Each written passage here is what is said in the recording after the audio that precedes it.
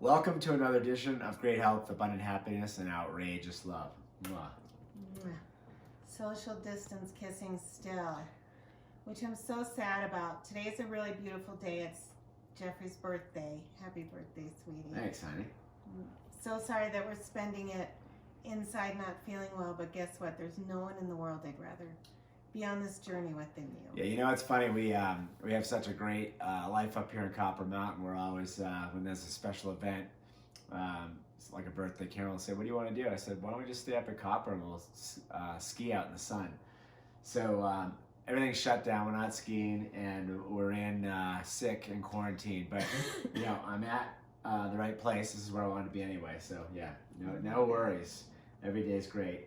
So we wanted to give you guys another update on the virus. This is day 6. This is day 6, so we're going to go over day 5 and day 6. Okay.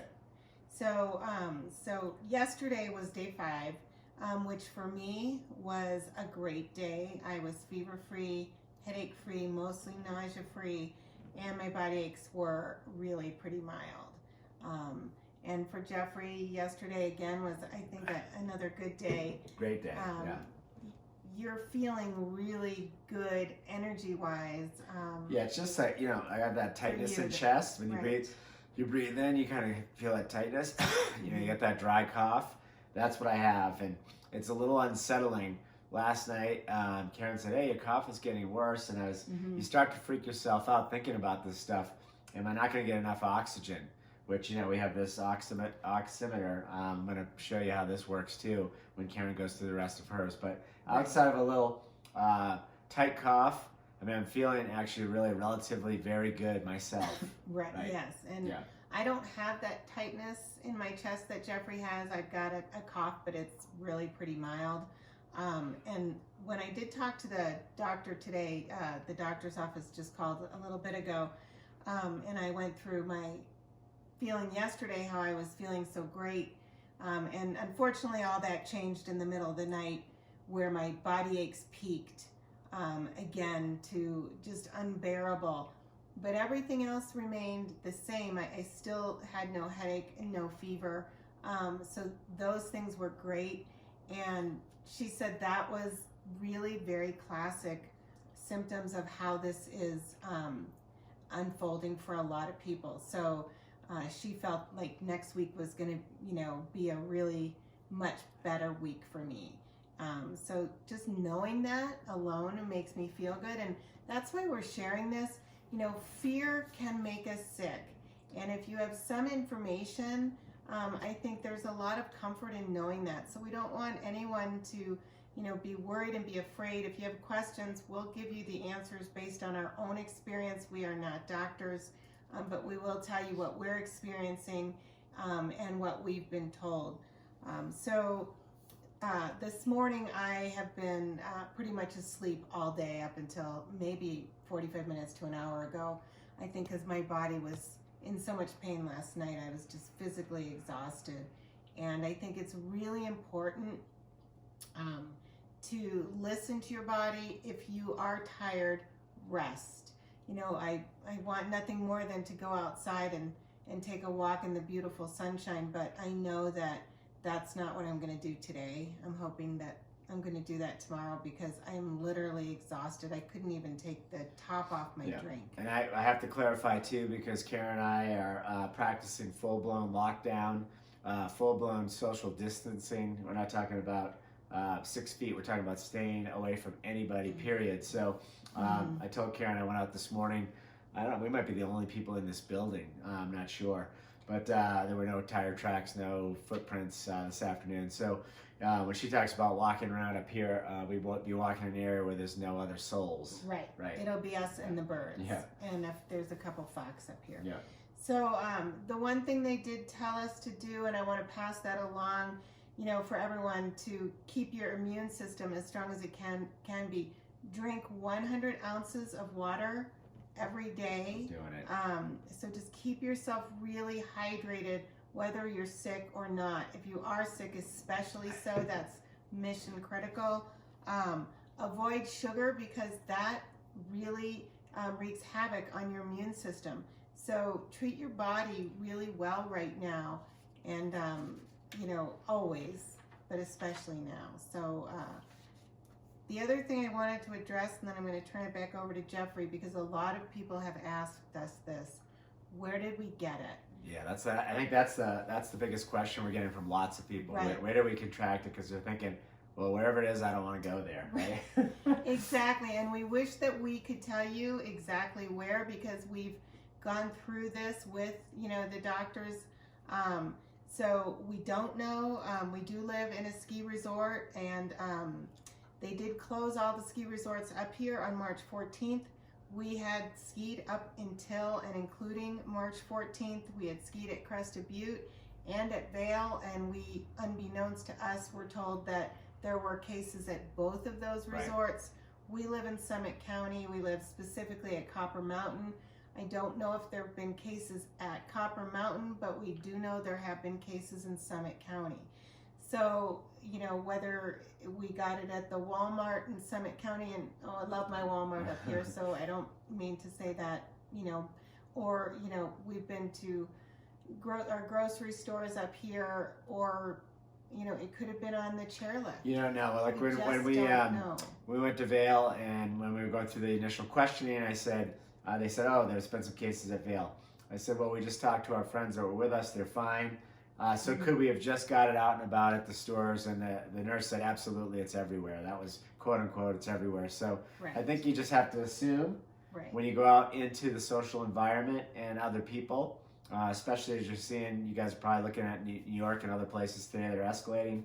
There's a lot more of this out there. So, we're just trying to share these things with you and share the details. As I was just answering someone's question, the fear of the unknown is scary, and I think that scariness, that fear, can actually do more damage than the virus. Right. Because Karen was talking about taking care of yourself with good nutrition. You got to get your sleep, drink your water. Make sure you're staying very positive, and meditation is very key. As I go and study this, all those things are very, very key. So, absolutely. Fear of the unknown and people being scared, and this pandemic going on and watching the news all day long is not a good idea. So try to stay really positive. Yeah. Right? We have not turned on the news at all. Right. The only news that we've heard is from family members that are checking in with us, that are sort of comparing, what we're telling them about our symptoms with what they're hearing on the news. So we're actually hearing that comparison from them first. But, this is what it is, and we can choose to have fear, or we can choose to, Jeffrey and I have sort of decided to choose to look at this entire experience like a snow day when you were a kid. Yeah, exactly.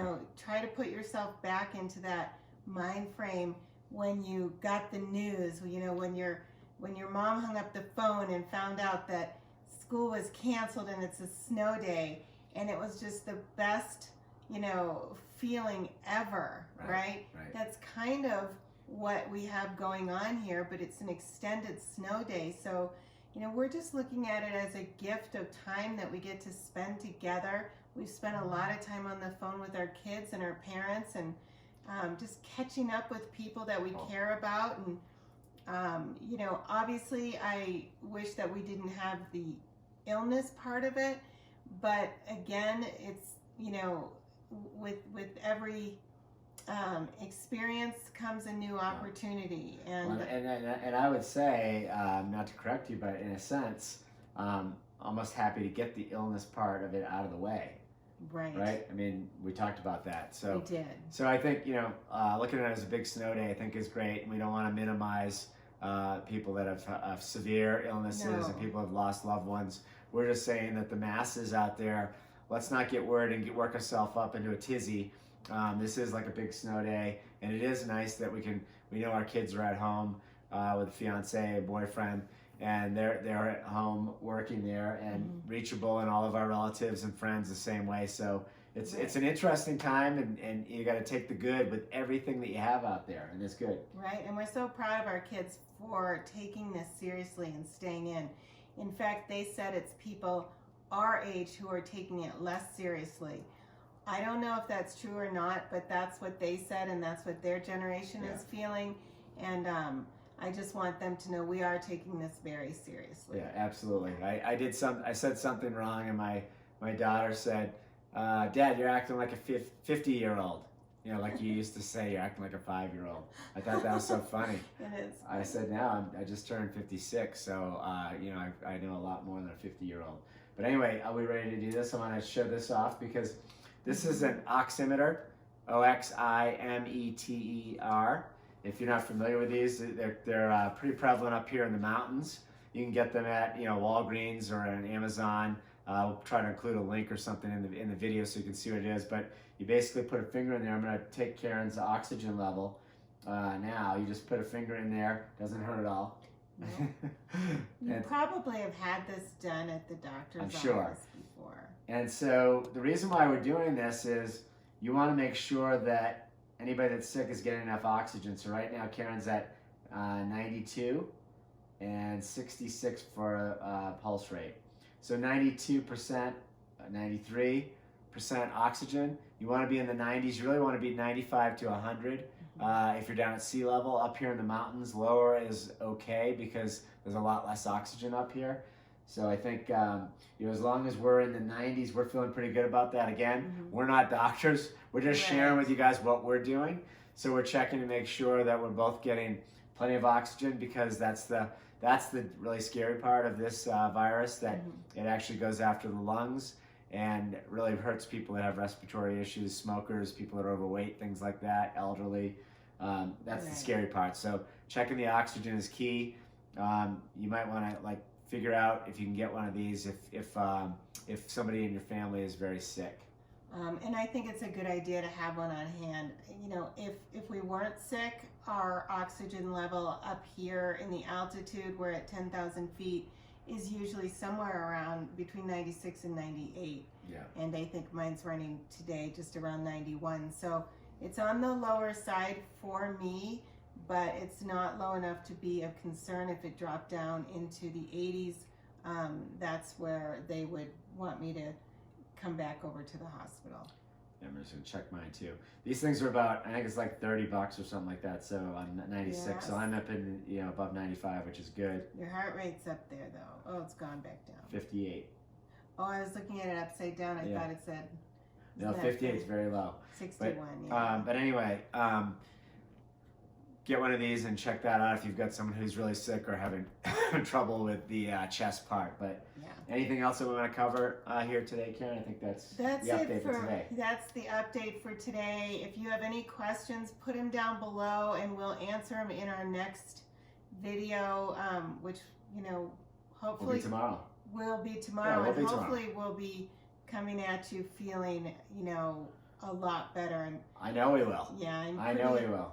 I'm pretty excited about feeling better. Yeah. And I'm focusing on feeling better, and I can't wait to get back to cooking recipes. And again, I want to wish my handsome husband a happy birthday. Oh, so thank you. For anyone who's watching this, maybe you could comment down below. Happy birthday, Jeffrey. All right. Wishing you great health, abundant happiness, and outrageous love from the nest at Copper Mountain. Thanks for joining, guys, and stay healthy out there and stay safe. Peace. We'll see ya.